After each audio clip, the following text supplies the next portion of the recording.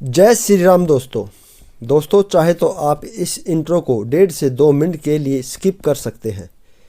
मैं चाहूँगा कि आप मेरी बातें ज़रूर सुने। गुरु रंजन जी के द्वारा श्री राम कथा और भगवत कथा, शिव कथा और भरत चरित्र के बारे में गुरु रंजन जी के श्री मुख से यह कथा सुनिए। और इस कथा में श्री रामचंद्र जी के बारे में, शिव जी के बारे में रोचक और अद्भुत कहानी का इस कथा में वर्णन किया है। पंडाल में बैठे सभी राम भक्तों के कथा सुनकर आंखों में पानी बहने लगा। और मैं गारंटी से कहता हूं कि दोस्तों, जब आप इस कथा को पूरे मन लगाकर सुनोगे कि आपकी आंखें भी सुनकर नम हो जाएगी। दोस्तों, वैसे तो हमारा देश ऋषि मुनियों का देश है। यहाँ पर देश के किसी न किसी कोने में हर समय राम कथा, भगवत कथा और रामायण कथा का वर्णन और चर्चा होती रहती है। दोस्तों, मैं चाहूँगा कि आप श्री रंजन जी के मुख से इस कथा को सुनिए और उनके मुख से सुनने के बाद आपको लगेगा कि जैसे कि उनकी मुख से, श्री मुख से फूलों की बारिश हो रही है। दोस्तों, रंजन जी महाराज हमारे देश के एक अनेक साधु संतों में से जो कथावाचक है, उनमें से उच्च श्रेणी के कथावाचक हैं। जब भी आप उनकी कथा उनके श्रीमुख से सुनेंगे तो वो तरह तरह के आपको उदाहरण दे के समझाएंगे और आप उनकी बातें सुनकर सब कुछ राममय और भक्तिमय में खो जाएंगे। दोस्तों आइए हम स्टार्ट करते हैं राम जी की कथा और आनंद लीजिए दोस्तों इस कथा का। धन्यवाद दोस्तों। अनंतानंत कोटि ब्रह्मांड नायक अकारण करुणा वरुणालय भगवान श्री राघव जी को प्रणाम। भूत भावन भगवान शिव जी, श्री हनुमान जी के चरणों में साष्टांग दंडवत। पूज्य पाद गोस्वामी तुलसीदास जी महाराज जी के चरणों में बारंबार वंदन। नरवाना के इस पावन धराधाम पर बाबा गैबी साहब के जिस दिव्य प्रांगण में विशाल श्री हनुमान जी के प्रतिमा के इस भव्य प्राण प्रतिष्ठा महोत्सव पर परम आदरणीय श्रीमान राम कुमार जी के पूरे परिवार द्वारा आयोजित इस दिव्य 9 दिवसीय श्री राम कथा के आज हम और आप देखते देखते 7वें सत्र में आज पहुंच गए।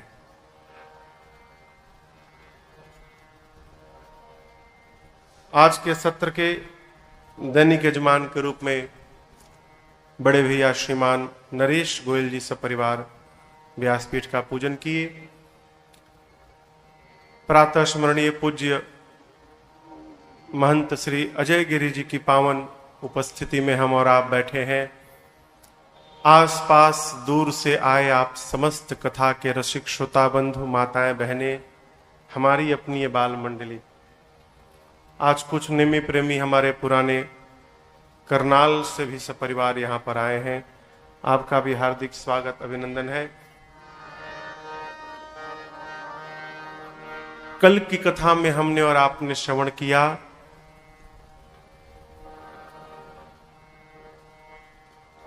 पिताजी के वचन की बात को सुनकर मेरे प्रभु स्वयं अयोध्या से निकल गए। एक बात आप इसको ठीक से याद करके और समझ करके रखिएगा। जीवन में कर्तव्य का पालन कराया नहीं जा सकता है। दंडे की भय से, दंड से डराकर, धमकाकर आप किसी से भी कर्तव्य का पालन करा नहीं सकते हैं। फिर कर्तव्य का पालन स्वयं करना पड़ता है। यदि कर्तव्य का पालन करने वाला न करना चाहे तो आप कितना भी भय दिखाकर उससे कराने वाले नहीं है। आज्ञा का पालन स्वयं करना पड़ता है। यदि करने वाले की चेतना उतनी पुष्ट है तो उसे कहना नहीं पड़ेगा, वो आज्ञा का पालन स्वयं करेगा। यहां एक दोहा है, मैं आपको सुनाऊं।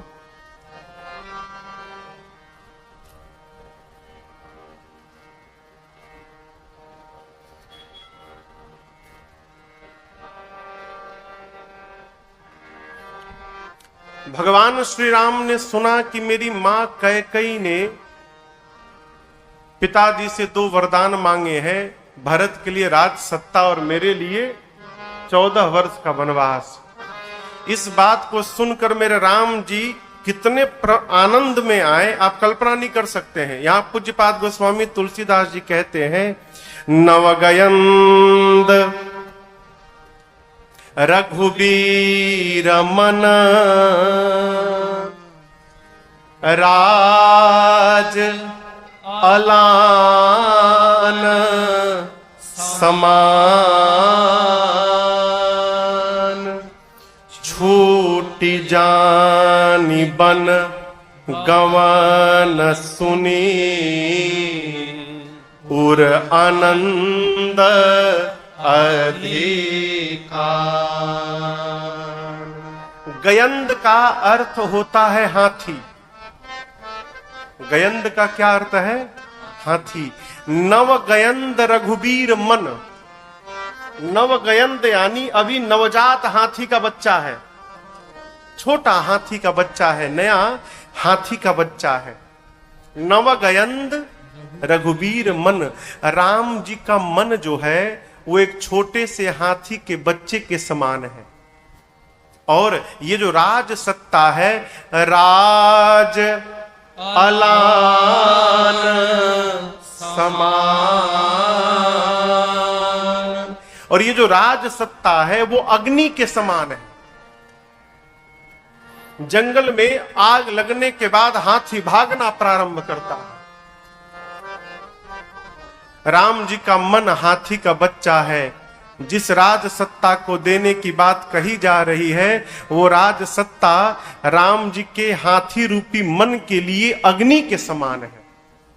भगवान ने सुना, छूटी जानी बन गवन सुनी, उर आनंद अधिकार।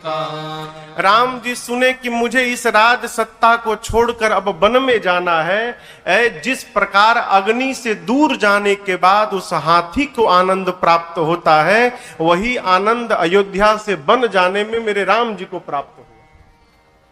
अब क्यों प्राप्त हुआ? जीवन में जिसको पूरे समाज के लिए कोई मर्यादा स्थापित करनी हो, कोई उदाहरण बनना हो, उसे अपने घर का त्याग करना ही पड़ता है।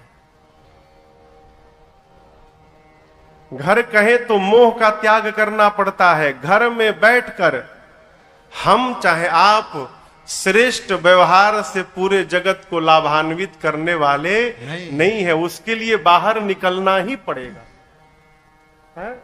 राम जी को कोई कष्ट नहीं है। प्रभु मैया और भैया को लेकर आगे बढ़े।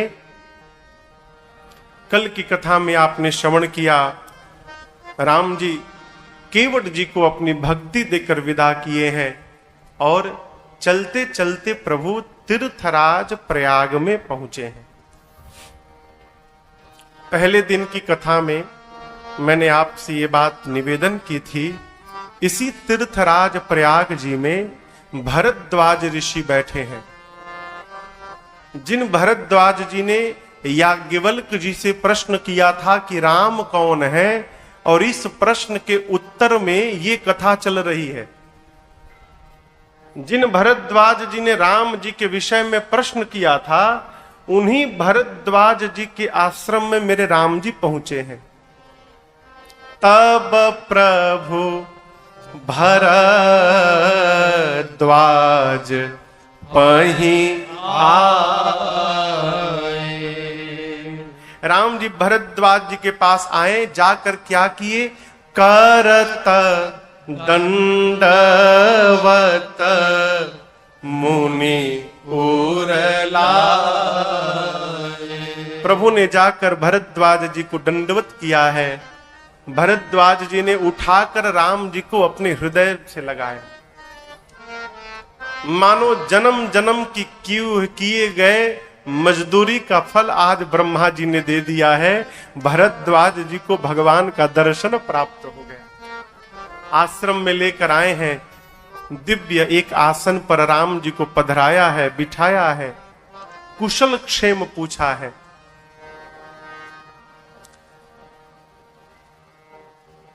राम जी आए थे तो क्या किए भरद्वाज जी को? कहिए। प्रणाम किए। क्यों? राम जी भरद्वाज जी को अपने से बड़ा मानते हैं, मुनि हैं, ब्राह्मण हैं, राम जी क्षत्रिय हैं, इस नाते राम जी ने दंडवत किया। भरद्वाज जी ने आशीर्वाद दिया, हृदय से लगाया, आसन पर ले जाकर बिठाया। भरद्वाज जी बोले, प्रभु मानव स्वरूप में आप आए हैं तो आपने अपनी वाली कर ली, लेकिन ऐसा नहीं है कि मैं आपको नहीं जानता हूं, मैं आपको जानता हूं, अब मुझे अपनी वाली कर लेने दीजिए। तो आप दर्शन करिए, भरद्वाज जी को राम जी ने प्रणाम किया। अब राम जी को बिठाने के बाद भरद्वाज जी पूजी प्रेम परे पूरन की। भरद्वाज जी राम जी की पूजा करते हैं। ये प्रसंग कहता है माई बाप, जीवन में कुछ भी प्राप्त हो जाए, हमको अपने धरातल को स्मरण में रखना चाहिए। चिड़िया कितनी भी छलांग मार ले हो, कितनी भी ऊंचाई तय कर ले, लेकिन यदि उससे विश्राम करना होगा ना तो लौट कर वापस धरती पर ही आना पड़ेगा। आकाश में विश्राम मिलने वाला नहीं है। उसी प्रकार जिस मनुष्य को अपने धरातल का पता रहेगा, उसके जीवन में कभी थकान होने वाला नहीं। धरातल का विस्मरण ना हो, हमारी पृष्ठभूमि क्या है। ये नहीं कि भरद्वाज जी को राम जी ने प्रणाम किया तो भरद्वाज जी आनंद में आ गए, क्या भगवान हमको प्रणाम कर रहे हैं, हमसे बड़ा अब कौन है संसार में। ऐसा नहीं, भरद्वाज जी ने राम जी की पूजा की।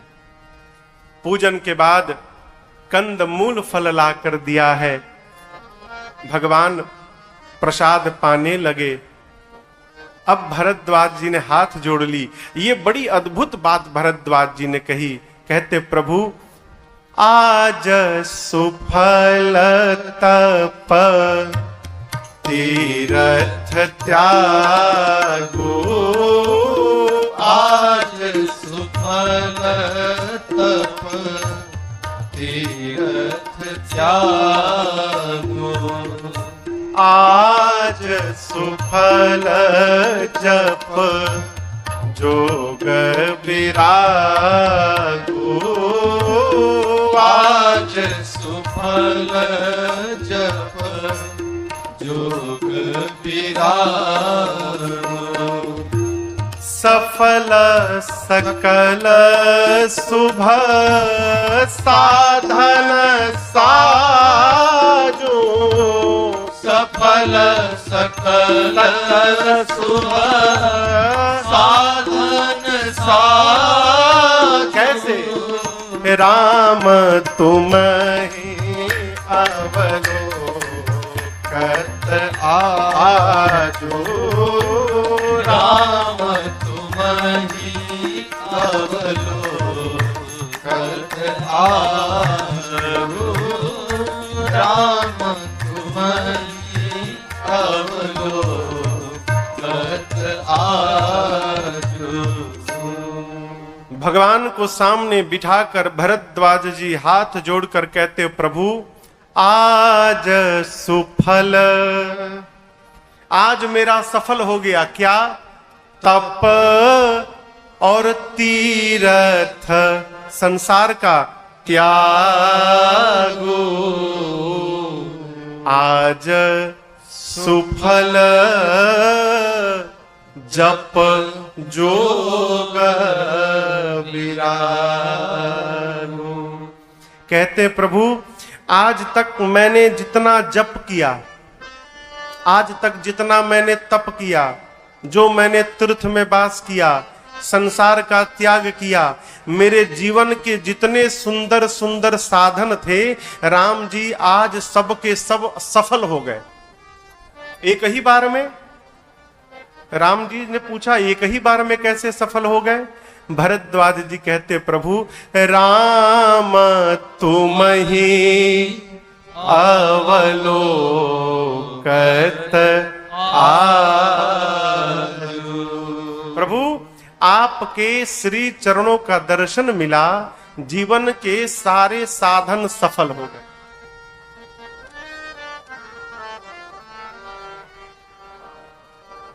कल मैं कथा से जब जाने लगा तो बहू रानी ने मेरे से प्रश्न किया, महाराज जी क्या चर्चा होने लगी कि कोरोना कितना व्यापक स्वरूप पकड़ते जा रहा है, तो बहू रानी ने कहा महाराज जी फिर ये पूजा पाठ का क्या लाभ है?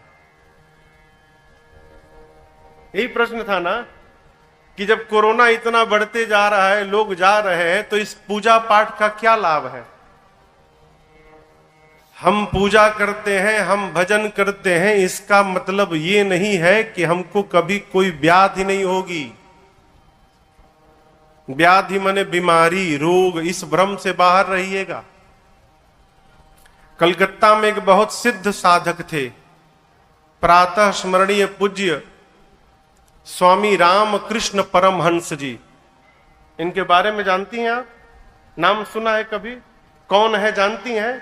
रामकृष्ण जी स्वामी विवेकानंद जी के गुरु जी थे कलकत्ता में हमारे। कलकत्ता में एक मां काली का मंदिर है, दक्षिणेश्वर काली, आप दर्शन किए होंगे। उसी दक्षिणेश्वर काली मंदिर के वो पुजारी थे, मां की पूजा करते थे। और आपको बताऊं, जब रामकृष्ण जी भोग की थाली लेकर अब मैया के मंदिर में भोग लगाने जाते थे, तो काली मां की प्रतिमा में से साक्षात काली मैया प्रकट होकर बैठ जाती थी। रोज वो थाली लेके जाते थे, साक्षात मां प्रकट होकर बैठती थी प्रतिमा में से, और रामकृष्ण जी अपने हाथ से निवाला तोड़ तोड़ के मां को भोजन कराया करते थे। ऐसे महापुरुष कैसे मृत्यु भई पता है? थ्रोट कैंसर हो गया था, गले में कैंसर हो गया उनके। विवेकानंद जी ने कहा गुरुदेव आप तो मां से बात करते हैं, मां आपको देखती हैं, आप भोजन कराते हैं, मां से कहिए ना, मां के लिए तो मिनटों का काम है, मां आपके गले का कैंसर ठीक कर देगी। स्वामी जी बोले बेटा, रामकृष्ण को कैंसर कभी नहीं हो सकता है, रामकृष्ण तो अजर अमर है। कैंसर इस शरीर को हुआ है जो मेरा है ही नहीं, कुछ दिनों के लिए मैंने इसे धारण किया है, और जो मेरा है ही नहीं उसके लिए मैं अपनी मां को परेशान करने नहीं जाऊंगा। नहीं बोला। हम भगवान की पूजा करते हैं, राजन राम जी की कथा गाते हैं। आपको बताऊं पिछले साल गले का ऑपरेशन कराना पड़ा। जिन राम जी की मैं कथा गाता हूं और मुझे गले का ऑपरेशन कराना पड़ा पिछले साल जनवरी में, इसीलिए अभी डॉक्टर ने कहा है बीच बीच में घूंट घूंट पानी पीने के लिए। पहले पानी नहीं पीता था। अब हम भगवान की कथा गाते हैं तो बीमार नहीं पड़ेंगे? असंभव।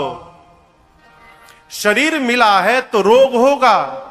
और अभी जो कोरोना फैला है ये केवल और केवल लापरवाही है, दूसरा कोई कारण नहीं है, केवल लापरवाही है। आप बाहर निकल के देखिए कितने लोग मास्क लगा रहे हैं। कौन लगा रहा है वो? हा? कोई मास्क लगाना नहीं चाहता। परिणाम यदि हम लापरवाही करेंगे तो याद रखिएगा भगवान क्षमा करना जानते हैं, लेकिन ये जो प्रकृति है, प्रकृति क्षमा करना नहीं जानती, प्रकृति सजा देना जानती है जो मिल रहा है। अब भी समय है, चेत लिया जाए। अभी कुछ बिगड़ा नहीं है माई बाप, चेत लिया जाए। हो हम भगवान की कथा गा रहे हैं, हम भजन कर रहे हैं, जीवन में वही यही प्रसंग है। भरद्वाज जी कहते हैं प्रभु मेरे जीवन के जितने साधन थे, शुभ साधन कहे तो जपना, माला जपना, आपका दर्शन करना, आपकी पूजा करना, आपका भजन करना, दान करना, संतों के चरणों का दर्शन करना, तीर्थ की यात्रा करना, मैंने जितने जीवन में साधन किए राम जी, वो सारे साधन आज सबके सब सफल हो गए। कैसे सफल हो गए? उत्तर सुनिए, कहते हैं राम तुम ही अवलोकत प्रभु आपका दर्शन प्राप्त हो गया, जीवन के सारे साधन सफल हो गए। अब ये कथा कहती है हम और आप पूजन करते हैं, भजन करते हैं, अचानक किसी संत भगवान का दर्शन हो गया तो समझिएगा सवेरे भगवान के द्वारा भगवान का किया हुआ पूजन मेरा सफल हो गया। क्यों? हमको संत भगवान का दर्शन प्राप्त हो गया।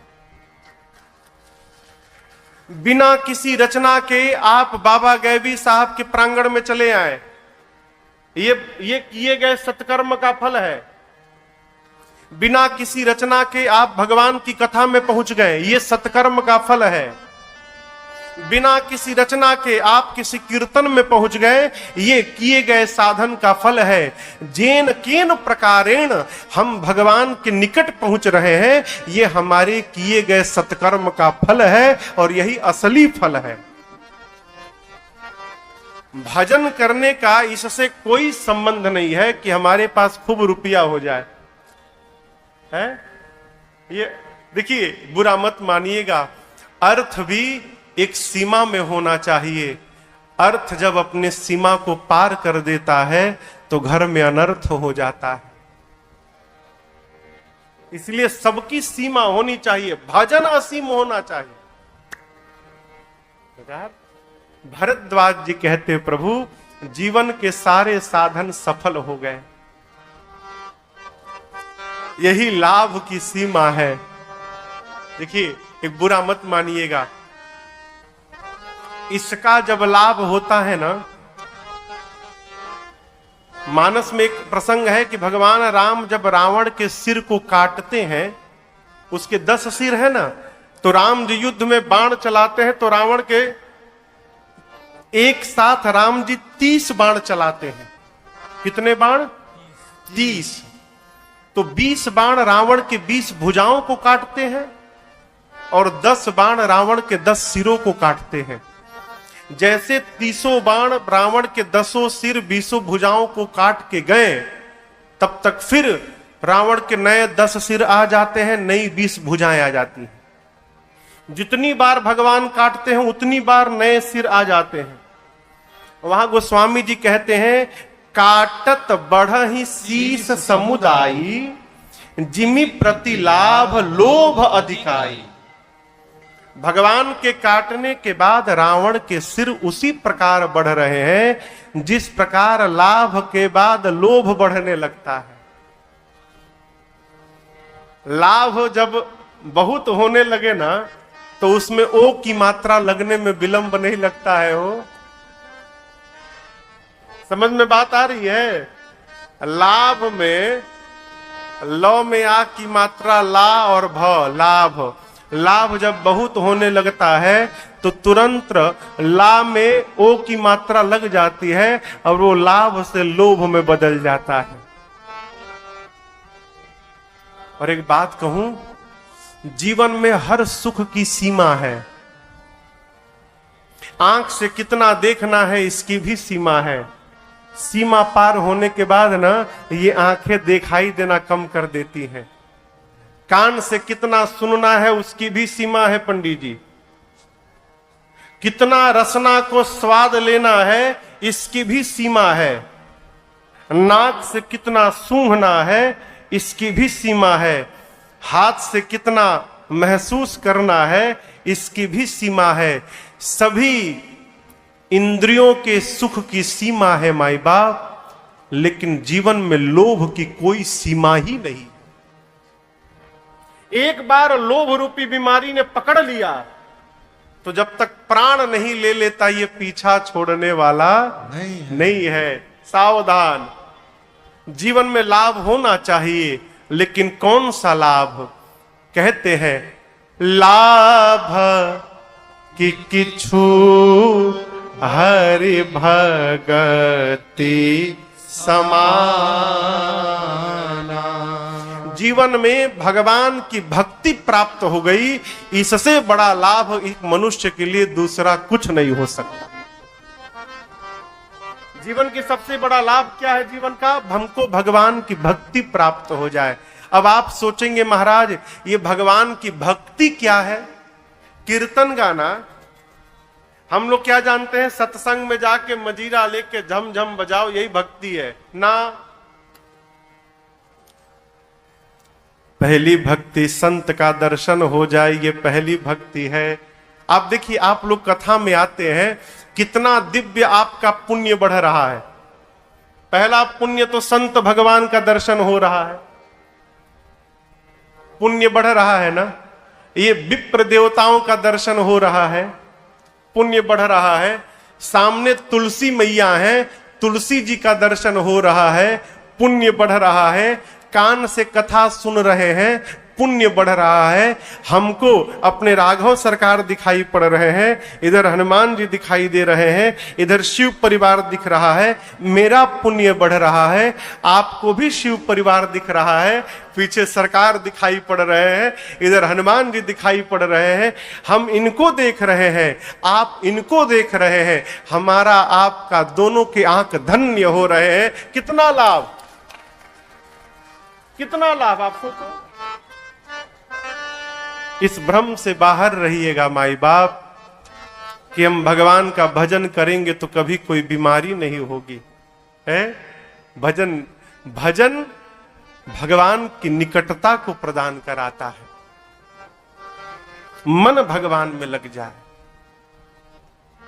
कबीरदास जी का एक भजन है, कहते हैं ये भजन है क्या? अरे मन की तरंग मार लो। तरंग समझ रहे हैं नरेश बाबू? मन की तरंग को। मन की तरंग मतलब क्या? शरीर बैठा है पांडाल में, अब मन पहुंच गया है दुकान में। ये जो मन की तरंगे हैं, अरे मन की तरंग मार लो, यही हो गया भजन। मन की तरंग मार लो, यही हो गया भजन। मन की तरंग मार लो, यही हो गया भजन। मन की तरंग मार लो, यही हो गया भजन। और आदत बुरी सुधार लो, आदत बुरी सुधार लो, यही हो गया भजन। आदत बुरी सुधार लो, यही हो गया भजन।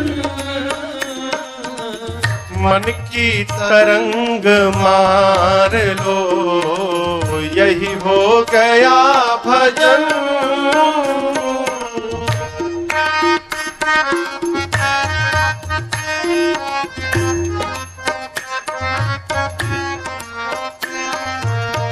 आपका भार लो।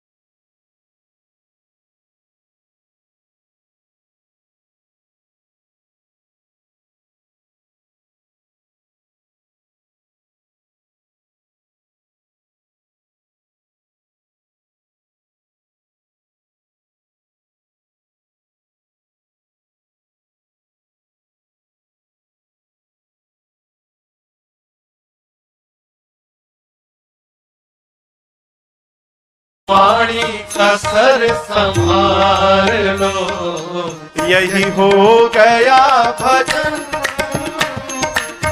वाणी का सर संभाल लो, यही हो गया भजन। मन की तरंग मार लो, यही हो गया भजन।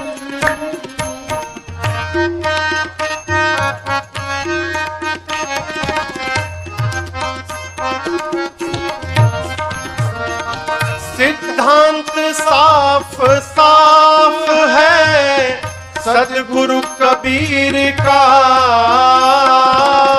सिद्धांत साफ साफ है सतगुरु कबीर का। सिद्धांत साफ साफ है सतगुरु कबीर का। सिद्धांत साफ साफ है सतगुरु कबीर का।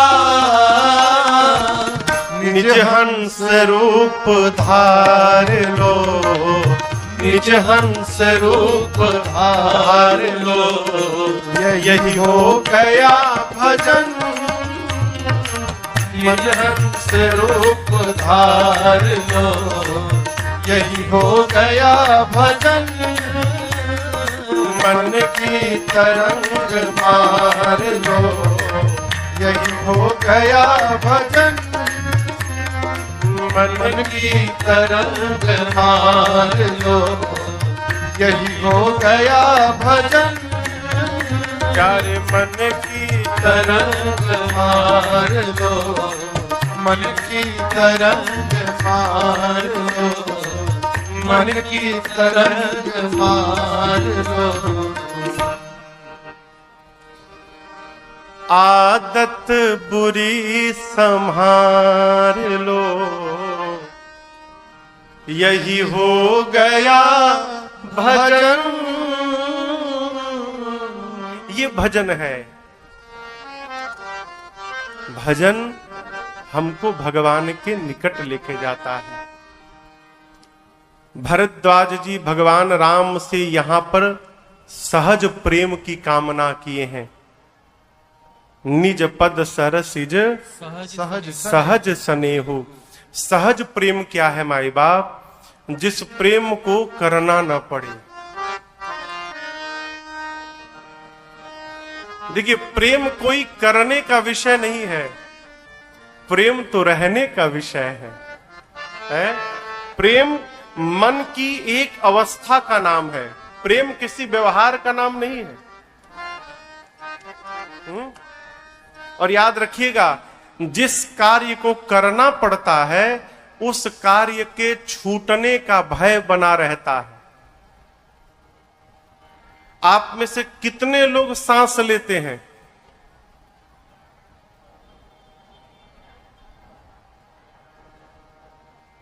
कहिए, सारे लोग लेते हैं ना? कभी भूलते नहीं है ना? अच्छा, हाँ हाँ, भूलिएगा भी मत।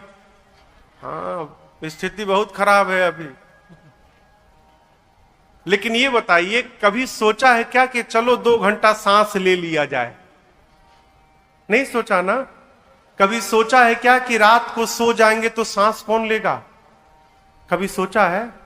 आदमी लड़ता रहे, झगड़ता रहे, मारता रहे, गाता रहे, सोता रहे, खाता रहे, श्वास लेते रहता है और उसे पता भी नहीं चलता कि मैं ले रहा हूं। ये क्या है? सहज अवस्था है। भरद्वाज जी कहते हैं, प्रभु जिस प्रकार जीव श्वास लेता रहता है उसे पता नहीं चलता है, उसी प्रकार नाथ मैं आपको प्रेम करता रहूं और मुझे पता भी न चलता रहे। ये सहज प्रेम मुझे चाहिए। क्यों? पता चल जाने के बाद अभिमान हो जाता है। याद कर रखिएगा, कोई लोग कहते हैं, अरे जाओ जाओ, मैं भी देखता हूं कि मेरी तरह तुम्हें कौन चाहता है। जो व्यक्ति ये बात कहता है उसे तुरंत पिंड छुड़ाइए। क्यों? जो प्रेम करता है माई बाप वो बताता नहीं है कभी। संसार में सबसे अधिक कोई प्रेम करता है तो जानते हैं कौन है? जन्म देने वाली माई। जन्म देने वाली मां से अधिक कोई प्रेम नहीं कर सकता। लेकिन मां जीवन में एक भी बार अपने बेटे से ये नहीं बोलती है कि तू नहीं जानता कि मैं तुझे कितना प्रेम करती हूं। क्यों? वास्तव में जो प्रेम करेगा वो कभी बताएगा नहीं, और जो बता रहा है इसका अर्थ है वो करता नहीं है। भरद्वाज जी राम जी से सहज प्रेम मांगे, प्रभु मुझे सहज प्रेम दीजिए। क्यों? सिद्धांत देते हैं, कर्म वचन मन छाड़ी छल,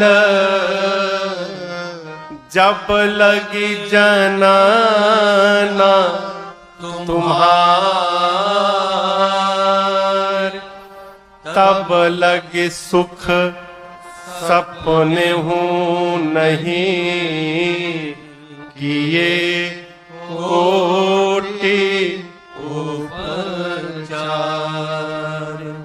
कहते हैं कर्म से, वचन से और मन से, तीनों प्रकार से जीव जब तक छल छोड़कर आपका नहीं होगा, जब लगी जनन तुम्हार, तब तक वो करोड़ों उपाय कर ले, उस व्यक्ति को जीवन में कभी सुख मिलने वाला नहीं है। बाबू जी इसको ठीक से समझिएगा, जीवन में सुख कब आएगा? जब हम छल छोड़ के भगवान की शरण में रहेंगे मन से। जीवन में सबकी संगत से बचा जाए, सब प्रकार के। कई लोग कहते हैं हमारे तो सब तरह के मित्र हैं, तो आप हैं क्या जोकर? कई लोग कहते हैं कि हमारे सब प्रकार के मित्र हैं, फिर आप क्या हैं? सबका संग भी नहीं। देखिए एक मैं आपको छंद सुनाऊं, किसके संगति से क्या होता है।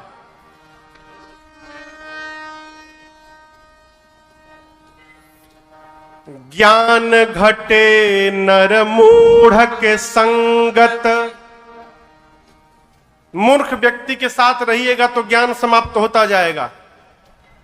ज्ञान घटे नर मूढ़ के संगत, बुद्धि घटे चित्त विषय भर माए। दिन रात विषय की कल्पना करने से बुद्धि समाप्त होती है। इसका परिणाम क्या होता है आप भी समाज में देखेंगे, अरे वो व्यक्ति ऐसा काम कर गया, उनसे उम्मीद नहीं थी ऐसा करेंगे। ये क्या है? विषय का चिंतन करने से विषय हमारे बुद्धि को समाप्त कर देता है। ज्ञान घटे नर मूढ़ के संगत, बुद्धि घटे चित्त विषय भर माए। तेज घटे पर नारी की संगत, फिर से बुद्धि घटे बहु भोजन खाए। बहुत भोजन खाने से बुद्धि कुंद हो जाती है। बुद्धि घटे बहु भोजन खाए। प्रेम घटे नित ही कुछ मांगत। आपसे रोज आके कुछ ना कुछ मांगता जाए तो आप प्रेम करोगे उसे? हटाओ यार, जब देखो मांगता रहता है। प्रेम घटे नित ही कुछ मांगत, मान घटे नित पर घर जाए। दयाल कहे सुन रे मन मूरख, पाप घटे हरि के गुण गाए। दयाल कहे सुन रे मन मूरख, पाप घटे हरि के गुण गाए। नित्य किसी के घर में जाइएगा तो सम्मान समाप्त हो जाएगा। पहले दिन जाइएगा मिठाई मिलेगी, दूसरे दिन फिर टपक गए आप तो इस बार छोटी वाली मिठाई मिलेगी। तीसरे दिन पहुंच गए तो बिस्किट मिलेगा। चौथे दिन केवल पानी मिलेगा। अब पांचवें दिन तो आप समझदार हैं, समझ ही रहे हैं। इसीलिए नित्य जाने से भी बचना चाहिए। कहो हाँ, सहज प्रेम मन से, वचन से, कर्म से चतुराई समाप्त हो। और चतुराई समाप्त करके हम मन से भगवान की शरण में रहें तो जीवन में सुख की प्राप्ति होगी। भरद्वाज जी के आश्रम में प्रभु रात्रि विश्राम किए और प्रातः काल भरद्वाज जी से अनुमति मांगकर राम जी आगे बढ़े और चलते चलते देखत बन सर सैल सुहाए, देखत बन सर सैल सुहाए। वाल्मीक आश्रम प्रभु आए, वाल्मीक आश्रम प्रभु आए। सरनि सरोज बिटप बन फूले, सरनि सरोज बिटप बन फूले। गुंजत मंजु मधुप रस घोले, गुंजत मंजु मधुप रस घोले। खग मृग विपुल कोलाहल करहि, खग मृग विपुल कोलाहल करहि। विरहित बैर मुदित मन चरहि, विरहित बैर मुदित मन चरहि। विरहित बैर मुदित मन चरहि। राम जी वाल्मीकि जी के आश्रम में पहुंचे। भरद्वाज जी ने राम जी के साथ अपने 4 शिष्यों को लगाया था। वो शिष्य राम जी को लेकर यमुना जी के तट तक पहुंचे। उसके बाद प्रभु ने शिष्यों को विदा किया है। इसी यमुना जी के तट से प्रभु ने निषाद राजगुह को भी विदा कर दिया और वहां से प्रभु आगे चलते चलते वाल्मीकि जी के आश्रम में पहुंचे। प्रभु ने वाल्मीकि जी के दिव्य आश्रम का दर्शन किया। बाबा कहते हैं, सुचि सुंदर आश्रम निरखी, हर से राजीव नैन।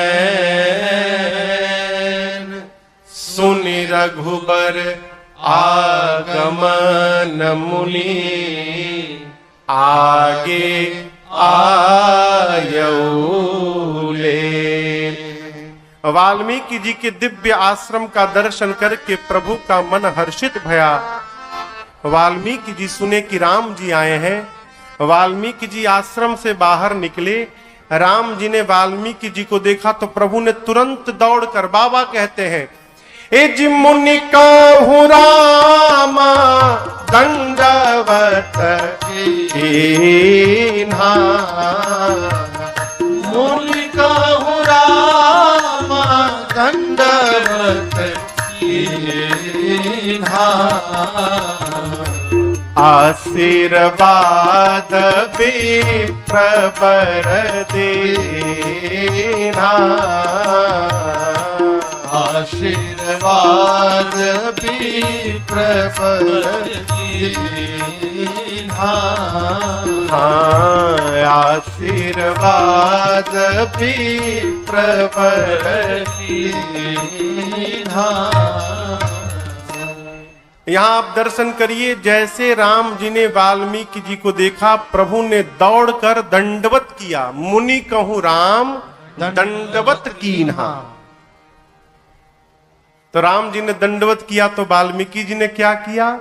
आशीर्वाद विप्रवर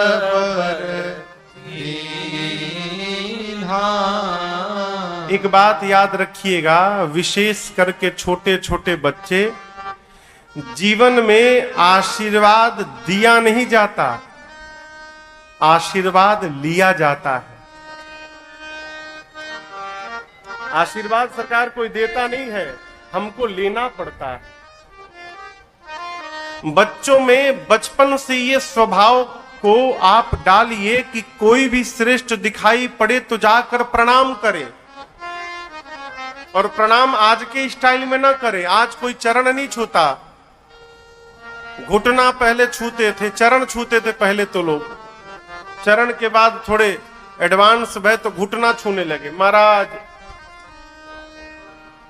हम लोग को मिलते लोग घुटना, कोई घुटना छूता, कोई कमर छूता, कमर में ही हाथ लगा के महाराज अब कौन झुके। भाई पांव छूने के लिए तो झुकना पड़ेगा ना, कौन झुके, खड़े खड़े निपटा लो।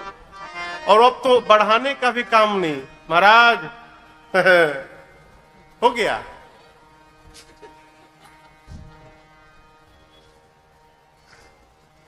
ये क्या है वो, देखिए अभी जो परिस्थिति है, जिस समय जीवन की विपत्ति में कोई संपत्ति काम नहीं आती, आज की स्थिति जो है, आपका कितना भी बड़ा खजाना क्यों ना हो, कितना भी बड़ा सोर्स क्यों ना हो, आज जो परिवेश है इसमें आपके रुपया और आपके सोर्स की कोई गिनती नहीं है।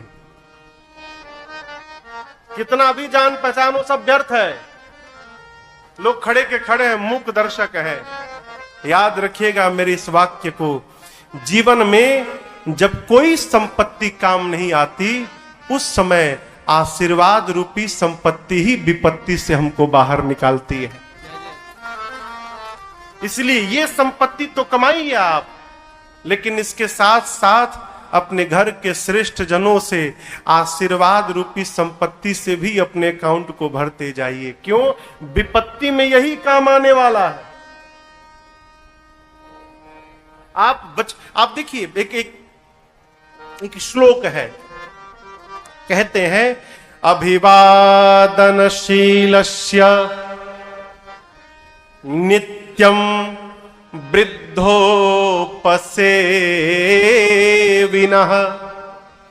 चत्वारि तस्य वर्धन्ते आयु विद्या यशो बलम। कहीं कहीं है चत्वारि संप्रवर्धन्ते, कहीं तस्य वर्धन्ते। कहते हैं अभिवादनशीलस्य, शीलता पूर्वक प्रणाम करना अपने से श्रेष्ठ को, और नित्यम वृद्धोपसेविनः, घर में नित्य वृद्ध जनों की सेवा करना। जो बालक, जो बच्चा, जो मनुष्य ये दो कार्य करते हैं, उनके जीवन में चार वस्तुएं अपने आप बढ़ती हैं। चत्वारि तस्य वर्धन्ते आयुर विद्या यशो बलम। आयु बढ़ता है, विद्या बढ़ती है, यश कीर्ति बढ़ता है, और उसके शरीर में बल बढ़ता है। ये चार अपने आप बढ़ते हैं। कैसे? यदि हम श्रेष्ठ जनों को प्रणाम करें और घर में श्रेष्ठ जनों की सेवा करें, तो इन दो कार्य से ही ये चारों बढ़ने लगते हैं। मार्कंडेय ऋषि को आप लोग जानते हैं, नाम सुना है? क्या जानते हैं? मार्कंडेय ऋषि अमर है, लेकिन आपको बताऊं, जब जन्म हुआ था तो अल्प आयु लेकर आए थे। उनकी मां ने एक ही बात उनको सिखाई, बेटा जो दिखाई पड़े उसको दंडवत कर लेना, ये नहीं पूछना कौन है आप, प्रणाम करना। मार्कंडेय ऋषि भी जानते थे कि मेरी अल्प आयु है, जो दिखाई पड़े दंडवत करने लगे। एक दिन नारद जी आ रहे थे, मार्कंडेय जी ने दंडवत किया, नारद जी के मुख से निकल गया चिरंजीवी भव। चिरंजीवी यानी अमर हो जाओ। अब मार्कंडे जी मुस्कुराए, कहे बाबा जी आपका आशीर्वाद झूठा होगा, क्या बोलते हो? हाँ मैं अल्पायु लेकर आया हूं। अब नारद जी क्या करें, मेरा आशीर्वाद झूठा हो जाएगा। तो कहे काम करो मेरे साथ चलो। उनको लेकर गए ब्रह्मा जी के पास और बोले अपना परिचय मत देना, मैं पीछे खड़ा रहूंगा, जाके तुम प्रणाम करना पहले। मार्कंडे जी गए, जाकर ब्रह्मा जी को प्रणाम किए। ब्रह्मा जी बोले चिरंजीवी भव। नारद जी बोले अब मैं मुक्त हो गया, अब आप टेंशन समझो, अब मैं मुक्त, अब आप समझो क्या हो गया। बोले ये मार्कंडे हैं, अल्पायु लेकर आए हैं, आपने चिरंजीवी भव का आशीर्वाद दे दिया, अब आप जानो, आपका काम जाने।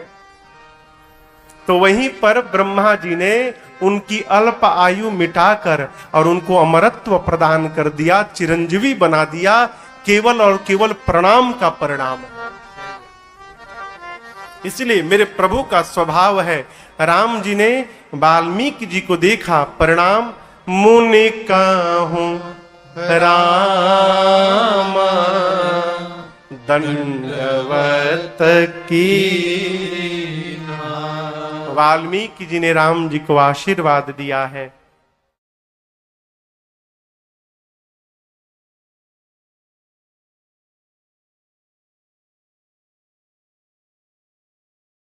दोस्तों, रंजन जी महाराज के द्वारा यह प्रसंग आपने सुना, आपको कैसा लगा हमें कमेंट बॉक्स में ज़रूर बताएं दोस्तों। और अच्छे अच्छे और रोचक भजन कथा कीर्तन जो अगर आपने सुनने हैं तो हमें कमेंट बॉक्स में अपनी राय दें। जो भी आपको प्रसंग सुनना है दोस्तों हमें कमेंट बॉक्स में ज़रूर बताएं। और यह प्रसंग, यह कथा श्री भगवत कथा और राम कथा, शिव कथा, रामायण कथा जो रंजन जी महाराज सुनाते हैं वो उनकी आपको कैसी लगती है हमें कमेंट बॉक्स में ज़रूर लिखें दोस्तों। हम आपका इंतज़ार करेंगे और आपसे पुनः निवेदन करते हैं कि रंजन जी महाराज की जो कथा है वो पूरी सुना करें, ताकि आपको एक अच्छे विचार और अच्छा ज्ञान आपको मिले। यही हमारी कामना है, यही हमारा संदेश है कि रंजन जी महाराज के द्वारा जो ये कथा, जो विचार है उनके घर घर तक जाए और पूरा विश्व राममय हो जाए। दोस्तों नमस्कार, धन्यवाद, जय श्री राम।